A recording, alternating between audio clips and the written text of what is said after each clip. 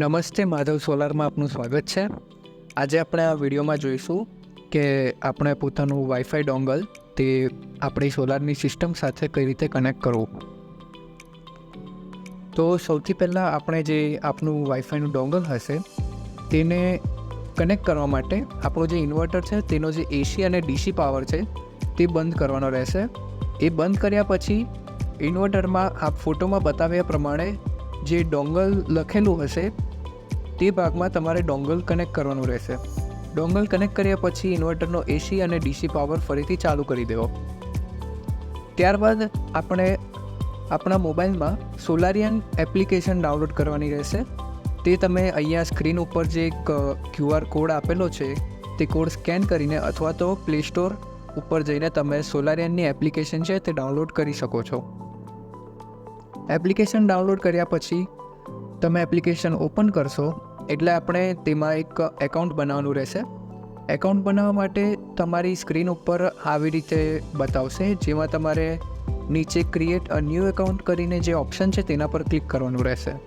તેના પર ક્લિક કર્યા પછી તમારે એમાં તમારી ઈમેલ આઈડી એન્ટર કરવાની રહેશે. તેમાં તમે જે ઈમેલ આઈડી એન્ટર કરશો તેના પર તમારા માટે એક વેરિફિકેશન કોડ આવશે. તે કોડ તમારે અહીંયા એન્ટર કરવાનો રહેશે. ત્યારબાદ તમારે એક પાસવર્ડ બનાવવાનો રહેશે અને પાસવર્ડ એન્ટર કર્યા બાદ ઓકે પર ક્લિક કરવાનું રહેશે. ઓકે પર ક્લિક કરશો એટલે તમારું એકાઉન્ટ બની ગયું છે. તેના માટે આ રીતે એક મેસેજ આવશે અને મેસેજ આવશે એટલે તમારે ઓકે ઉપર ક્લિક કરી દેવાનું છે. હવે આપણે સક્સેસફુલી એકાઉન્ટ બનાવી દીધા પછી ફરીથી એકવાર લોગિન કરશું. લોગિન કરવા માટે તમે જે ઈમેલ એન્ટર કરી હતી તે ઈમેલ અને પાસવર્ડ અહીંયા નાખવાના રહેશે. ત્યારબાદ નીચે જે રિમેમ્બર પાસવર્ડ કરીને ઓપ્શન છે તેના પર ક્લિક કરી દેવું, જેથી તમારે ફરીથી લોગિન કરતી વખતે પાસવર્ડ એન્ટર ના કરવો પડે. લોગિન કરશો એટલે તમારી સ્ક્રીન ઉપર આવી રીતે 4 ઓપ્શન બતાવશે, જેમાં પહેલો ઓપ્શન છે સાઇટનો, બીજો છે ડિવાઇસનો, ત્રીજો એલાર્મનો અને ચોથો ઓપ્શન છે એકાઉન્ટનો. આપણે સૌથી પહેલાં આપણી જે સાઇટ છે તેને એડ કરવાની રહેશે. તેના માટે તમારે સાઇટ ઓપ્શન ઉપર ક્લિક કરીને સ્ક્રીન ઉપર જે વચ્ચે પ્લસનો ઓપ્શન છે તેના પર ક્લિક કરશું.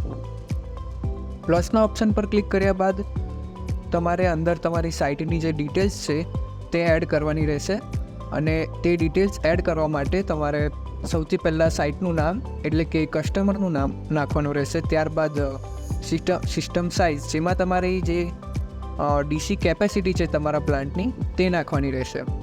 સિસ્ટમ સાઇઝ પછી ટાઈમ ઝોનમાં તમારે અહીંયા જે સ્ક્રીન ઉપર બતાવેલો છે તે પ્રમાણેનો ટાઈમ ઝોન તમારે સિલેક્ટ કરવાનો રહેશે. ત્યારબાદ કન્ટ્રીમાં ઇન્ડિયા અને તમારો જે પિનકોડ છે તે એન્ટર કરવાનો રહેશે. આટલી ડિટેલ્સ નાખ્યા પછી નીચે એડ ડિવાઇસમાં તમારી પાસે બે ઓપ્શન હશે, એક સ્કેનનો અને એક પ્લસનો. ત્યાં તમારે સ્કેનવાળા ઓપ્શન ઉપર ક્લિક કરવાનું રહેશે. એ ઓપ્શન ઉપર ક્લિક કરશો એટલે તમારું જે વાઈફાઈનું ડોંગલ છે તેના પર એક QR કોડ આપેલો હશે, તે કોડ સ્કેન કરવાનો રહેશે. એ કોડ તમે સ્કેન કરશો એટલે આ રીતે એક કોડ જનરેટ થશે. એ કોડ જનરેટ થઈ જાય એટલે તમારે અહીંયા આઈ અગ્રી પર ક્લિક કરીને નેક્સ્ટ ઉપર ક્લિક કરવાનું રહેશે. આટલી પ્રોસેસ બાદ તમારી જે સાઇટ છે એ સક્સેસફુલી એડ થઈ જશે. એટલે તમારી સ્ક્રીન ઉપર આવી રીતે એક મેસેજ આવશે, ત્યાં તમારે ઓકે ઉપર ક્લિક કરવાનું રહેશે. તમે સાઇટ એડ કરશો એટલે તમારી સ્ક્રીન ઉપર આવી રીતે બતાવશે. ત્યાં તમારે તમારા ઇન્વર્ટરનો જે ડેટા છે તે તમારે ઓનલાઈન જોવા માટે સૌથી પહેલાં નીચે જે આપણા 4 ઓપ્શન હતા તેમાં તમારે એકાઉન્ટ ઉપર ક્લિક કરવાનું રહેશે. એકાઉન્ટ ઉપર ક્લિક કર્યા બાદ તમારી પાસે આવા 3 ઓપ્શન હશે, જેમાંથી તમારે વાઈફાઈ કનેક્શનના ઓપ્શન ઉપર ક્લિક કરવાનું રહેશે. ત્યારબાદ તમને ફરીથી એકવાર સ્ક્રીન ઉપર બતાવ્યા પ્રમાણે એક સ્કેનનો ઓપ્શન આવશે. તેના પર ક્લિક કરીને તમારે ફરીથી તમારું વાઈફાઈનું જે ડોંગલ છે તેના પર જે QR કોડ આપેલો છે તે સ્કેન કરવાનો રહેશે. એ કોડ સ્કેન કરશો એટલે ફરીથી એકવાર અહીંયા એક કોડ જનરેટ થશે.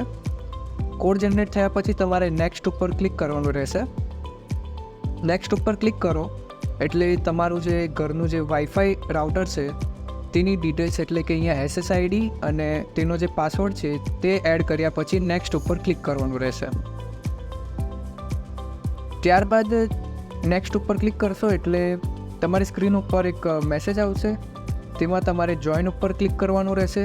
જોઈન ઉપર ક્લિક કરશો એટલે થોડા ટાઈમ માટે પ્રોસેસ થશે અને પ્રોસેસ થઈ ગયા પછી તમને ફરીથી એકવાર આ રીતનો મેસેજ આવશે, જેમાં ફિનિશ ઉપર ક્લિક કરવાનું રહેશે. એટલે કે તમારું જે ઇન્વર્ટર છે તે ઓનલાઈન થઈ ગયું છે અને તેના 10-15 મિનિટ પછી તમારું જે ઇન્વર્ટર છે તેનો ડેટા તમારી સ્ક્રીન પર શો થશે. Thank you.